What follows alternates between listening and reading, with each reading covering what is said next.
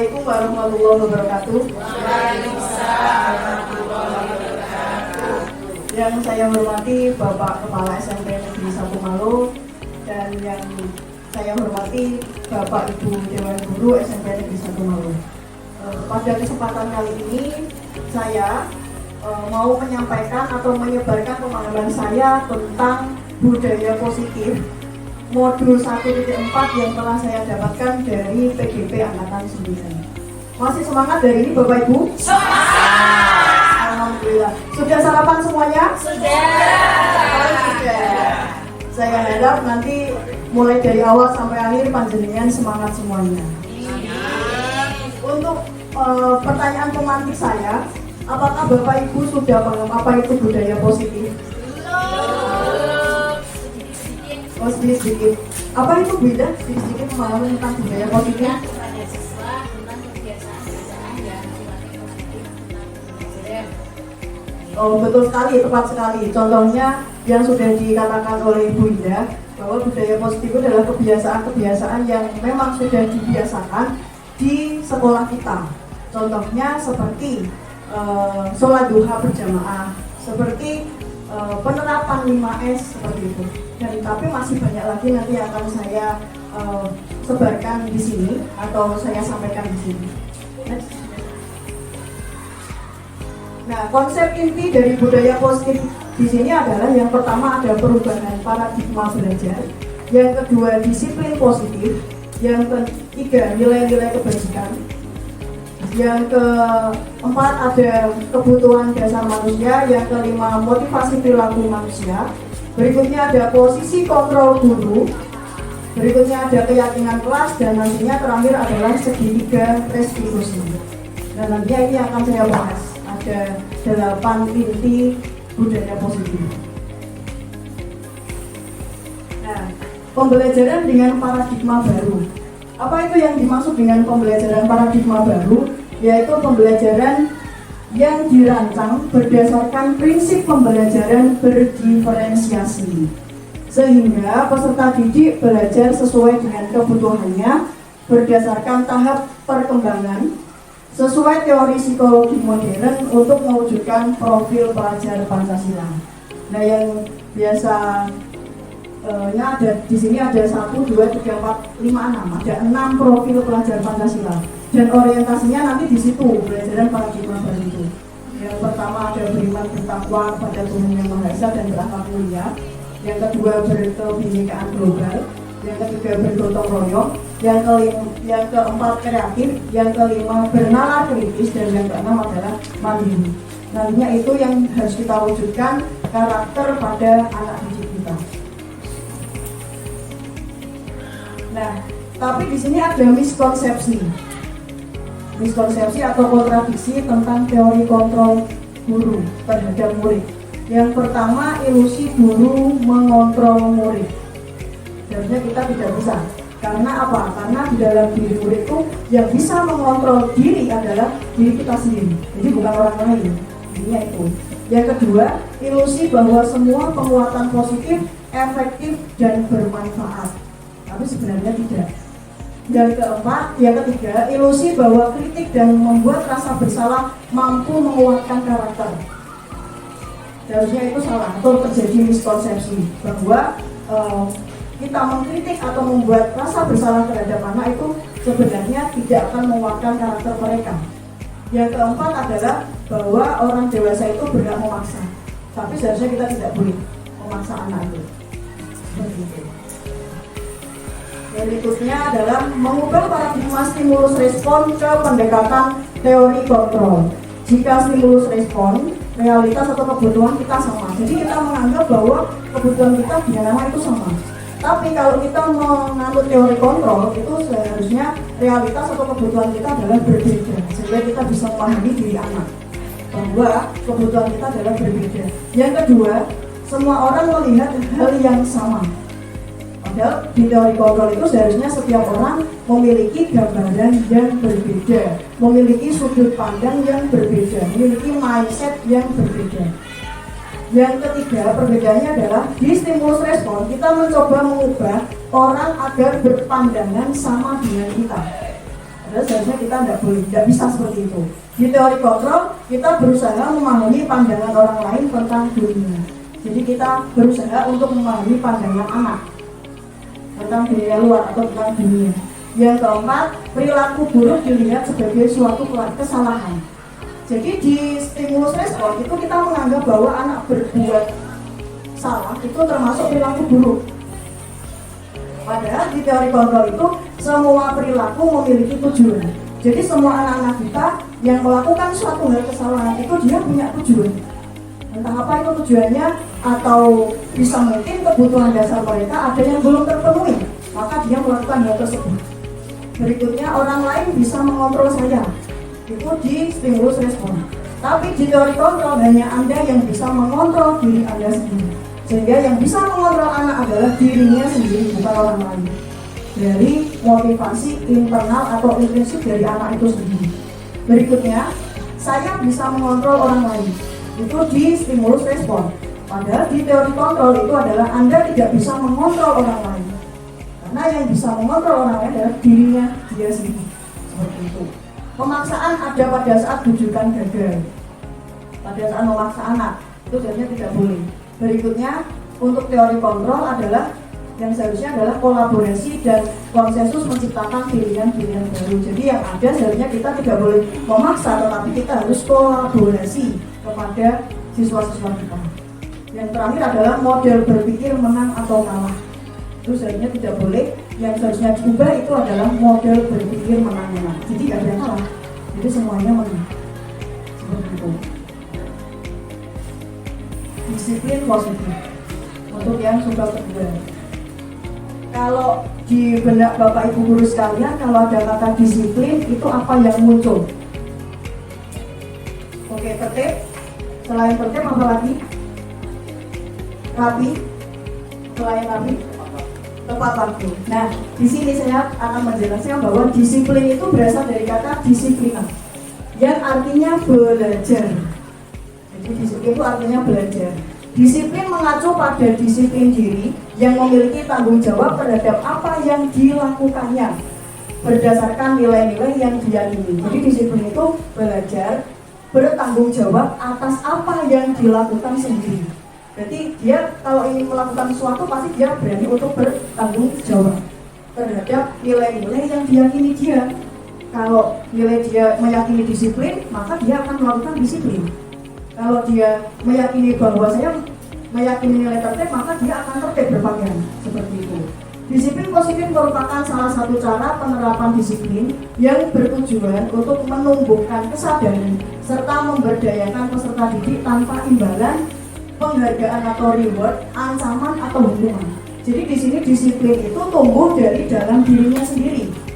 Dia berpakaian rapi, memakai dasi, memakai hasduk, memakai sabuk itu tidak karena takut atau diancam, atau tidak karena takut karena hukuman, tetapi dia muncul dari dalam dirinya sendiri. Itu yang dimaksud dengan disiplin. Maka dia sudah menerapkan disiplin positif dalam dirinya.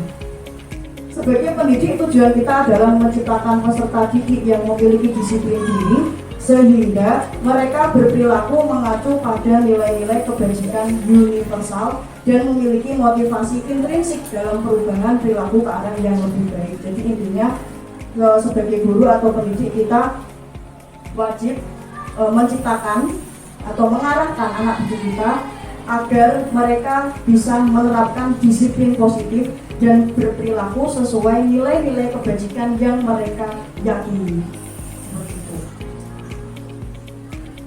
Berikutnya, nah ini contoh-contoh nilai kebajikan.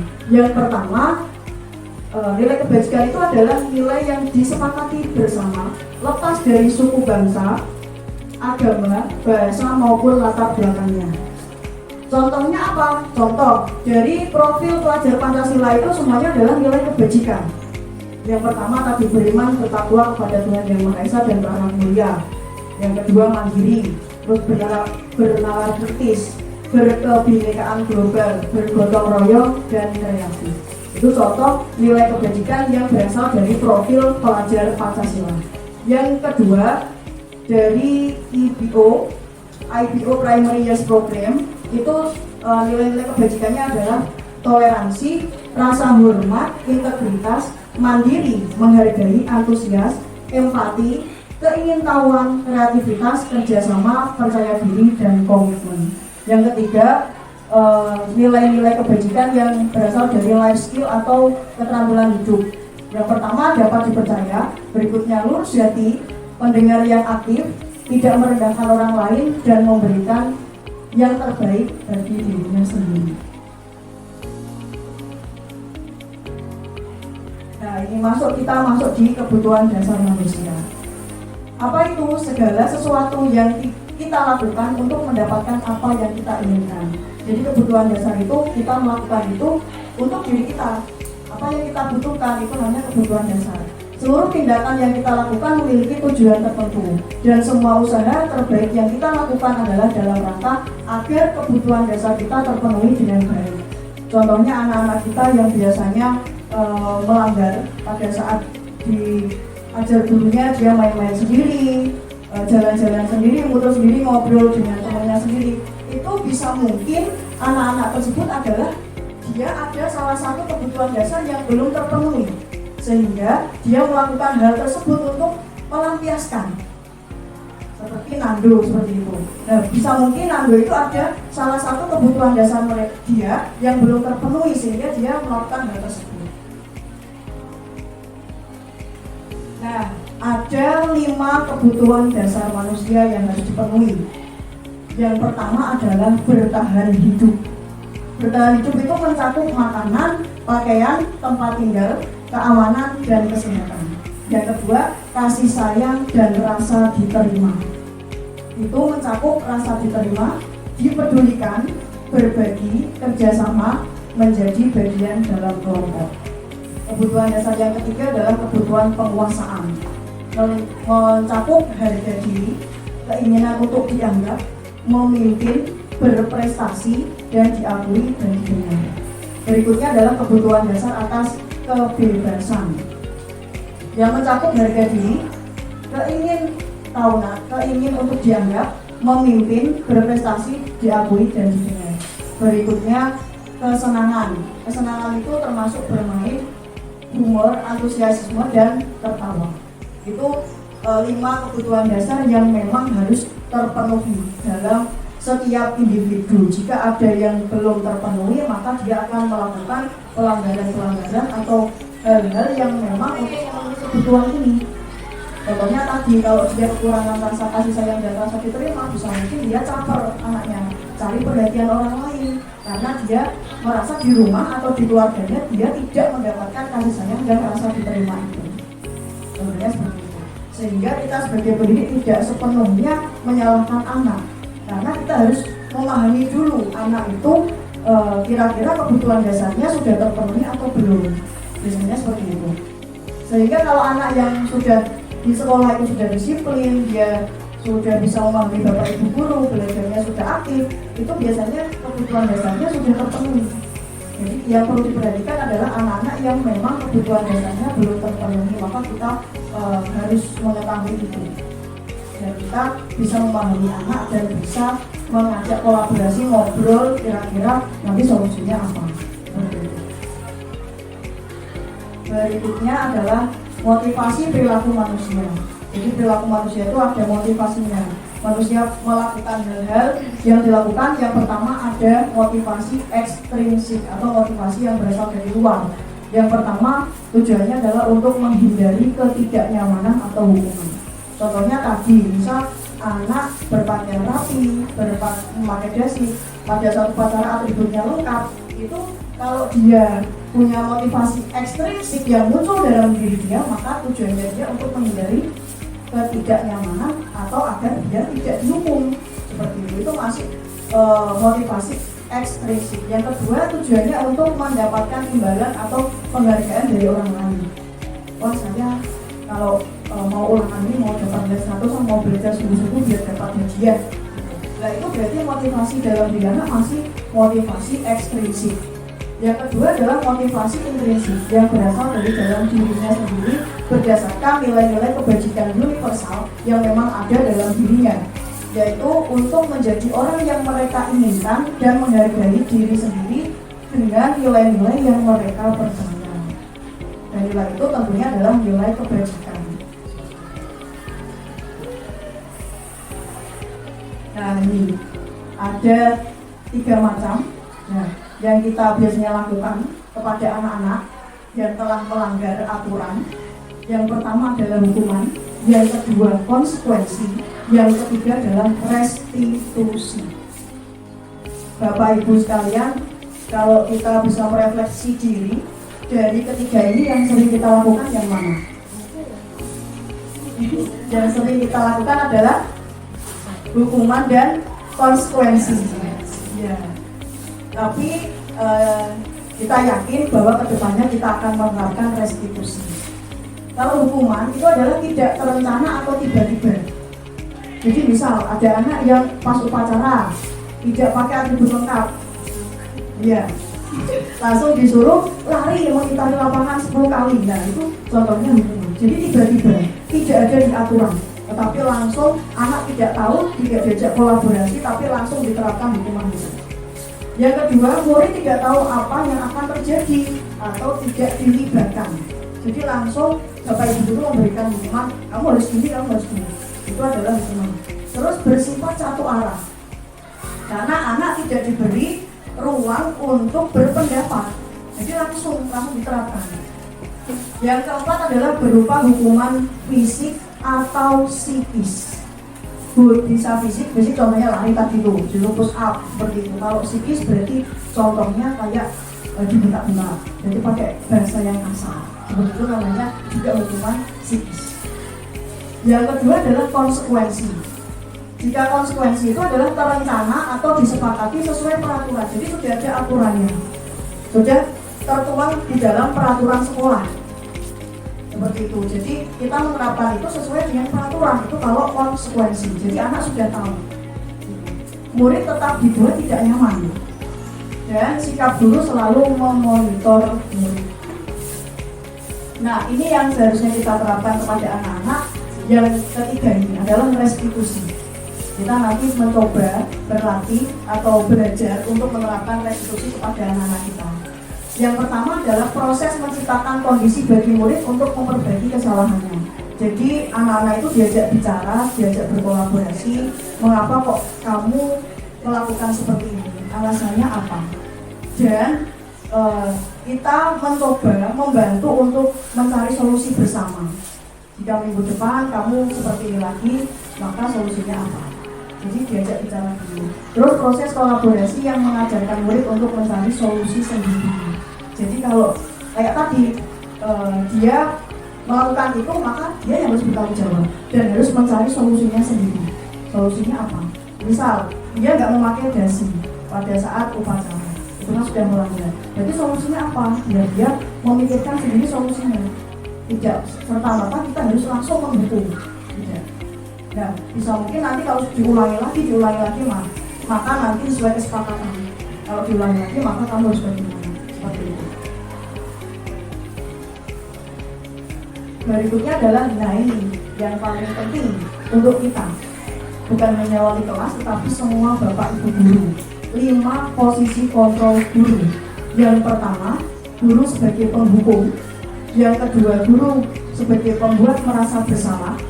Yang ketiga, guru sebagai teman. Yang keempat, guru sebagai pemantau. Dan yang kelima adalah guru sebagai manajer. Menurut Bapak Ibu guru, mana yang sudah dilakukan oleh Bapak Ibu guru? Yang pertama, penghukum. Oke. Ada yang pernah menjadi posisi kontrol pembuat merasa bersalah? Oh, sering. Ada yang pernah jadi manajer? Kadang-kadang.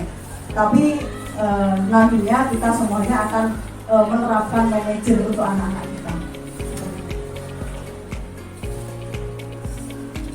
Nah, ini yang contoh, saya ambil contoh penerapan 5 posisi kontrol guru. Kasus siswa tidak memakai atribut lengkap saat upacara bendera. Kalau kita mengambil posisi sebagai penghukum, maka ini yang kita ucapkan: hormat pada bendera selama 1 jam. Itu kalau kita sebagai penghukum. Atau silakan lari mengitari lapangan 10 kali. Itu berarti jika kita mengambil posisi sebagai penghukum. Yang kedua, jika kita mengambil posisi sebagai pembuat merasa bersalah, kita akan berkata, contohnya, berapa kali ibu atau bapak harus memberitahu kamu selalu saja mengecewakan ibu atau bapak. Jadi dia merasa bersalah dalam dirinya. Anak itu kalau dilakukan seperti ini, maka dia akan merasa bahwa dirinya bersalah. Itu contoh dari pembuat merasa bersalah. Yang ketiga, kita sebagai teman. Nah, kita sebagai teman. Kalau sebagai teman kita lebih fleksibel. Ayo dong ikuti aturan sekolah. Tolong bantu ibu ya sekali ini. Ya sudah, tidak apa-apa. Lain kali jangan sampai berbuat seperti ini. Itu jika kita mengambil posisi sebagai teman. Yang berikutnya adalah kita mengambil posisi sebagai pemantau. Jika kita mengambil posisi sebagai pemantau, maka kita bisa mengatakan kamu sudah melanggar peraturan sekolah. Kamu tahu konsekuensinya. Setelah upacara kamu beli atributnya ke Kopsis dan jangan diulang lagi. Itu jika kita sebagai pemantau, jadi kita menerapkan peraturan yang ada di sekolah. Itu kalau kita sebagai pemantau. Yang terakhir, jika kita sebagai manajer, maka kita akan mengatakan apa kamu tahu kesalahanmu. Jadi anak diajak ngobrol, biar tahu sendiri kesalahannya apa. Kira-kira bagaimana kamu memperbaiki kesalahannya. Jadi biar dia cari solusi sendiri. Bukan kita yang mencarikan, tapi dengan alur atau dengan cara kita mengajak ngobrol itu tadi, dia biar menemukan solusinya sendiri. Berikutnya adalah, nah ini, posisi kontrol apakah aku? Saya kecewa sekali dengan kamu. Jadi apa Bapak Ibu? Kalau ada Bapak Ibu guru yang merasa bersalah. Oke, perfect, betul sekali. Membuat merasa bersalah. Jika ini, kamu tidak pernah benar melakukannya. Kamu tidak pernah benar melakukannya.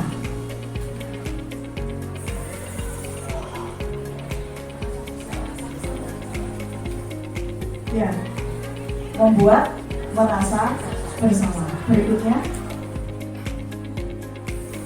apa rencana kamu untuk menyelesaikan masalah ini? Manajer, betul sekali. Dan matanya langsung masuk nih. Berikutnya, ayolah lakukan demi Bapak.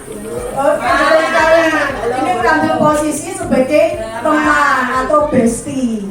Berikutnya, kamu tidak pernah mendapat nilai jika tidak mengerjakan tugas. Hukum. Berarti apa, Bu? Konsekuensi atau hukuman? Konsekuensi. Jadi kita sebagai mengambil posisi sebagai konsekuensi. Itu untuk posisi kontrol, sehingga kita nantinya harus bijak dalam mengambil posisi kontrol sebagai ini. Kita nantinya sebagai penghukum, sebagai pembuat merasa bersalah, sebagai pemantau, atau yang paling bagus adalah sebagai manajer. Saya berharap kita semua bisa sebagai manajer untuk anak didik kita. Berikutnya adalah keyakinan kelas. Nah, ini ada pertanyaan Bapak Ibu, mengapa keyakinan kelas? Mengapa bukan peraturan kelas? Apakah sama itu keyakinan kelas atau dan peraturan kelas? Oke, berbeda. Kenapa harus keyakinan kelas, bukan peraturan kelas?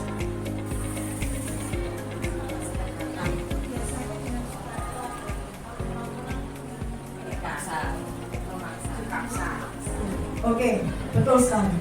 Kalau keyakinan kelas itu sudah muncul dari dalam diri anak masing-masing. Dia sudah yakin melakukan hal ini, itu muncul dari dalam dirinya sendiri. Nah, keyakinan kelas itu berasal dari kesepakatan kelas.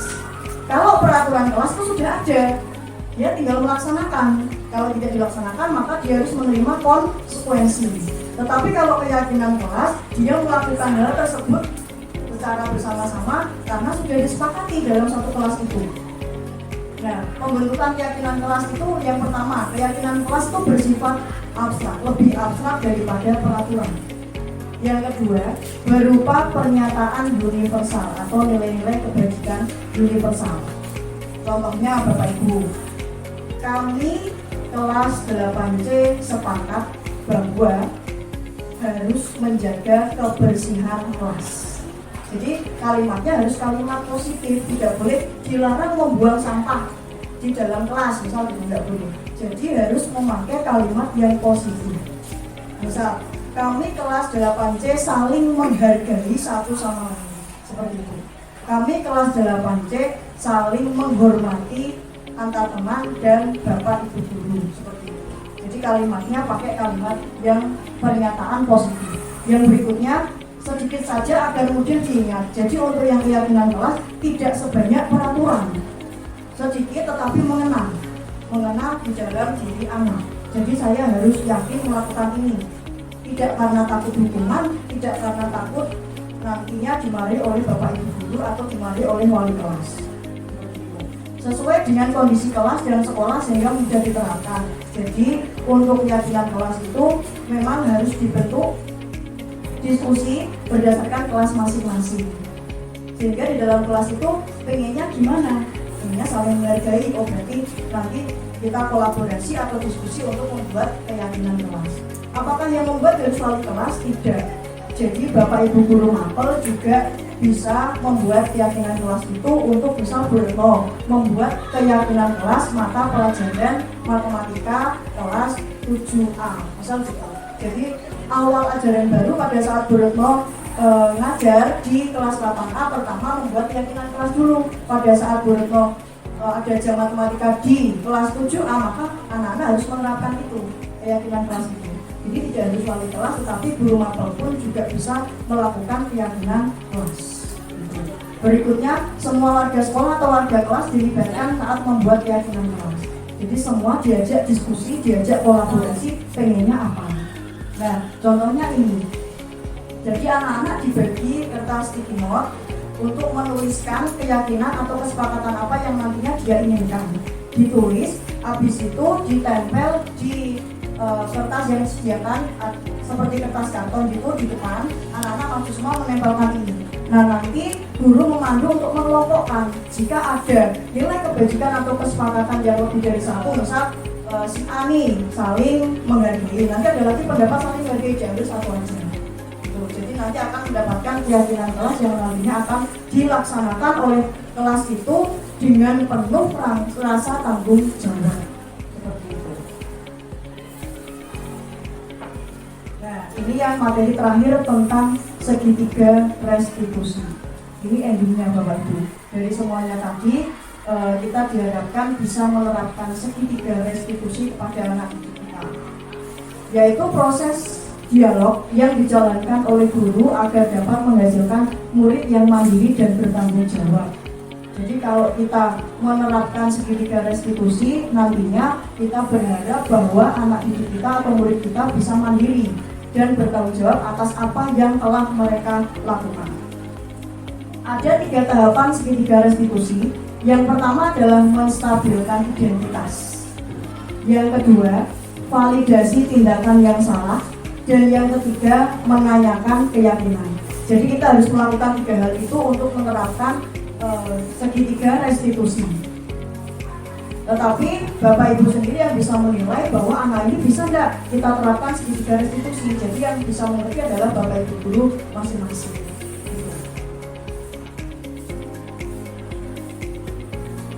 Nah, yang pertama adalah menstabilkan identitas.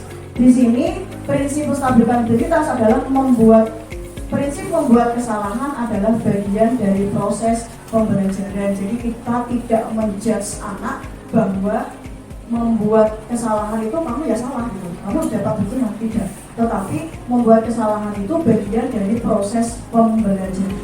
Jadi dari berbuat salah itu kita bisa memperbaiki diri. Jadi ada proses belajar di situ. Kalau pada saat kita menstabilkan identitas, kita bisa mengatakan kepada anak berbuat salah itu wajar. Yang kedua, tidak ada manusia yang sempurna. Yang berikutnya, ibu juga pernah melakukan itu. Berikutnya adalah ibu tidak mau mencari siapa yang salah, tapi ingin mencari solusi dari permasalahan ini. Berikutnya adalah kamu berhak merasa begitu. Untuk langkah yang kedua, berikutnya adalah validasi tindakan yang salah. Prinsipnya adalah prinsip setiap perilaku berupaya memenuhi kebutuhan tertentu. Jadi anak itu berbuat salah, pada dasarnya di sini dia ada kebutuhan tertentu yang belum terpenuhi sehingga anak melakukan hal tersebut. Bapak Ibu guru bisa mengatakan, padahal kamu bisa melakukan yang lebih buruk dari ini ya.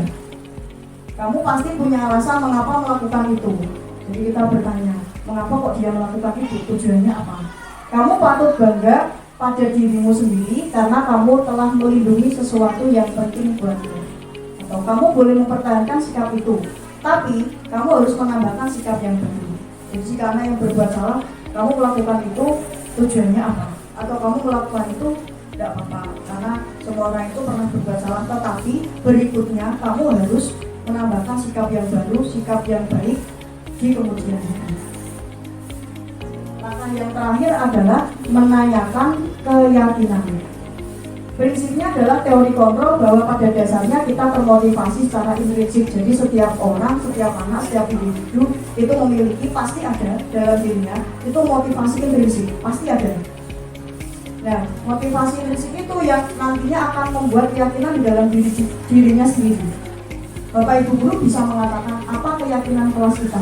Jadi pada saat anak berbuat salah, kita menanyakan keyakinanmu apa? Misal kamu terlambat sekolah sering, apakah keyakinan apa yang telah kamu langgar? Atau nilai-nilai apa yang telah disepakati bersama? Misal tadi kita sudah membuat keyakinan kelas bahwa kita harus menjaga kebersihan kelas. Nah, ternyata masih ada banyak anak yang membuang sampah di kelas. Nah, maka ditanya aja nilai apa yang telah disepakati, kok sudah dilanggar, yang dilanggar apa? Biar dia bisa memikirkan sendiri. Seperti apa gambaran sebuah kelas yang ideal menurut kamu? Atau kamu ingin menjadi orang seperti apa? Itu untuk kalimat-kalimat yang lain bisa Bapak Ibu modifikasi sendiri. Ini hanya contoh saja. Nah, ini contoh.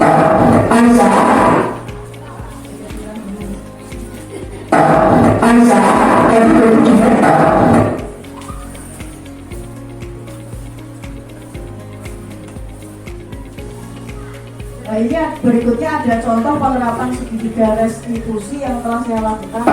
Aisyah, tadi baru dengar dari kelas kamu habis bertentang dengan Dika ya? Iya Bu, habisnya kesel sih. Kenapa kok kamu sampai kesel? Dika selalu mencontek kebencian saya Bu, bukan hanya PR, tugas juga selalu dicontek. Oh, begitu ceritanya. Wajar aja kamu bisa kesel dan marah. Jika Bayu di posisi kamu, pasti Bayu juga akan kesel dan marah. Iya Bu. Lalu, apa yang kamu lakukan dengan Dika? Saya marah-marah Bu, saya maki Dika dan tanpa sadar saya menggebrak meja Dika. Oh, begitu ceritanya. Pasti kamu berbuat seperti itu pasti punya alasan. Iyalah Bu, masa saya diam saja? Saya sudah susah payah mengerjakan soal, tapi Dika hanya mencontek, tidak mau berusaha sendiri. Ya wajarlah kalau kamu marah karena tidak ada pekerjaan dicontoh kalau Dika. Bayu sangat menghargai tindakan kamu yang tidak berbuat lebih buruk daripada itu. Misalnya kamu memukul Dika. Sekarang mari kita pikirkan tindakan kamu mana sampai mengebrak meja, apakah sesuai dengan keyakinan kelas? Tidak Bu. Menurut kamu keyakinan kelas apa yang telah kamu langgar? Saling menghormati antar teman Bu. Ya betul. Menurut kamu saling menghormati antar teman itu penting tidak untuk kamu? Penting Bu. Baiklah, kalau menurut kamu itu penting, jadi keyakinan apa yang harus kamu lakukan saat kamu sedang marah? Harus lebih sabar Bu. Apakah kamu bersedia memperbaiki masalah ini? Ya Bu, saya bersedia. Apa yang akan kamu lakukan untuk memperbaiki masalah ini? Saya harus lebih bersabar dan menahan amarah saya. Jika ada teman saya yang mencontek, akan saya laporkan kepada guru, mata pelajaran atau wali kelas saya. Ya, tepat sekali Anis. Tetap semangat ya. Sekarang silakan kembali ke kelas kamu. Ya Bu, terima kasih. Nah, ini adalah contoh penerapan segitiga restitusi pada Aisyah. yang dia marah-marah sampai menggebrak meja temennya karena pekerjaan atau tugasnya dicontek oleh temannya. Nah, itu contoh kesalahan yang pernah dilakukan oleh Aisyah. Sehingga saya melakukan segitiga restitusi untuk mencari solusi agar kedepannya Aisyah lebih baik. Untuk jikanya sekarang sudah damai dengan Aisyah karena Aisyah juga sudah minta maaf kepada kita. Dan jika alhamdulillah lebih baik lagi karena sekarang sudah tidak mencontek karena sudah bisa bertanggung jawab dan mandiri atas tugas yang telah diberikan oleh Bapak Ibu itu. Untuk penutup, dalam penerapan program disiplin positif, hendaknya guru memiliki standar kepribadian, profesional, dan sosial yang baik, di mana guru mampu merefleksi dirinya dalam posisi kontrol saat ini. Bagaimana perjalanan dirinya sebagai among atau manajer yang menuntun murid-muridnya menjadi insan yang mandiri, merdeka, dan bertanggung jawab. Standar nasional pendidikan.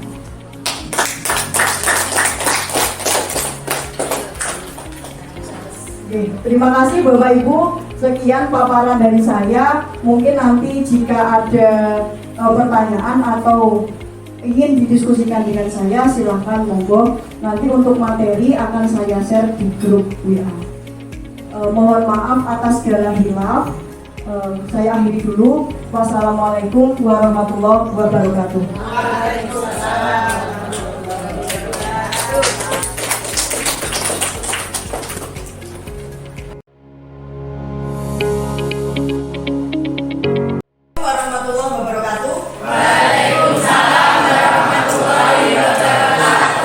Bagaimana kabarnya hari ini anak-anak? Baik. Alhamdulillah kalau semuanya baik. Hari ini ada yang tidak masuk? Ada. Siapa itu?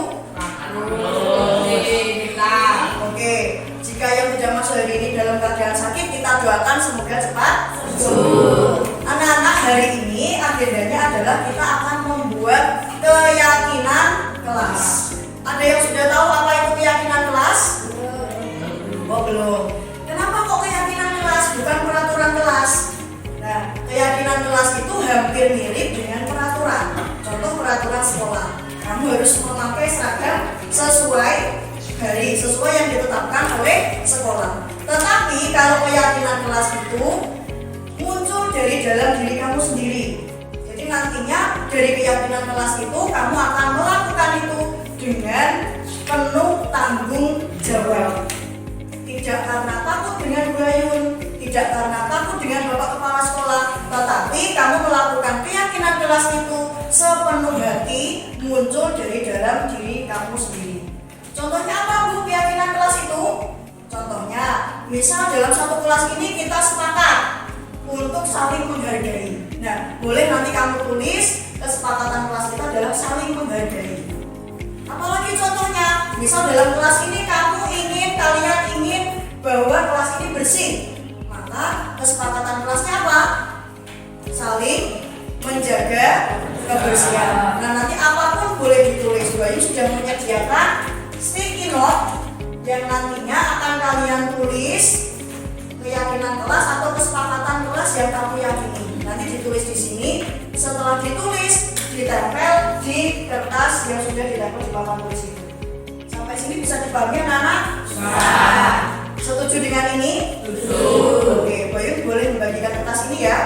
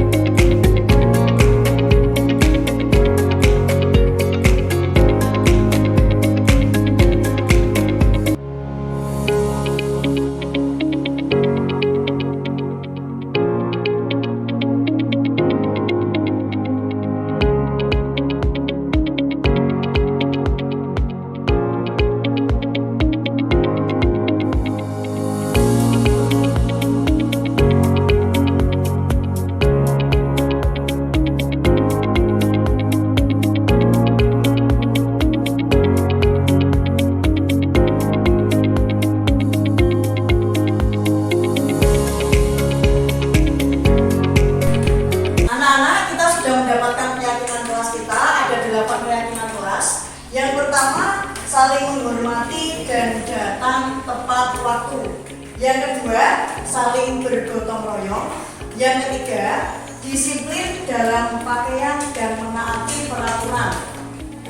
Yang keempat, menjaga kebersihan dan kerapian kelas. Yang kelima, saling menjaga kerukunan. Yang keenam, saling menghargai. Yang ketujuh, saling membantu. Dan yang kedelapan adalah menjalankan piket sesuai jadwal yang ditentukan. Ini adalah keyakinan kelas kita. Nantinya keyakinan ini akan diketik oleh sekretaris kita yaitu Mesya. Nantinya akan ditempel di dinding kelas kita sehingga kalian bisa melihat dan selalu mengingat bahwa keyakinan kelas kita ya ada 8 ini. Nah, Bu Ayu berharap kalian bisa melaksanakan dan melakukan keyakinan kelas kita ini dengan penuh rasa tanggung jawab. Setuju anak-anak? Nah, untuk menyatakan bahwa kalian sudah setuju dengan keyakinan kelas kita, Bu Ayu minta kalian menandatangani kesepakatan kelas atau keyakinan kelas kita. Silakan nanti maju bergantian menandatangani keyakinan kelas kita. Itu ya anak-anak.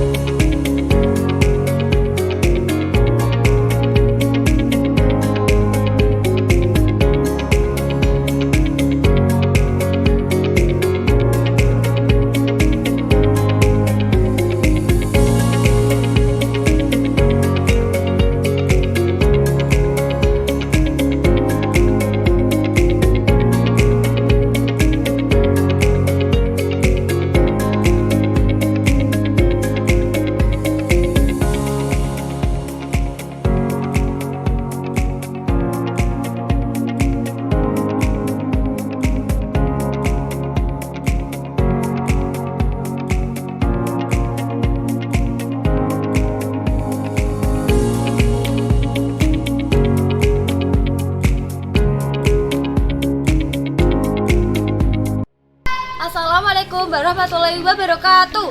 Perkenalkan, nama saya Indira Cimawati dari 8C.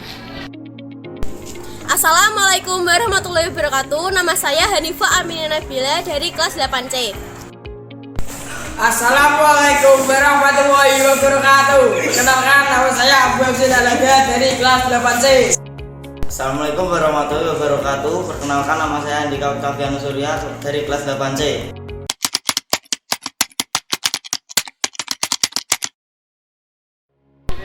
Sangat senang, semangat dan antusias. Sangat senang.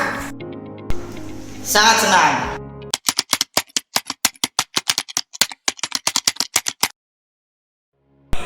Sangat penting. Sangat penting. Sangat penting.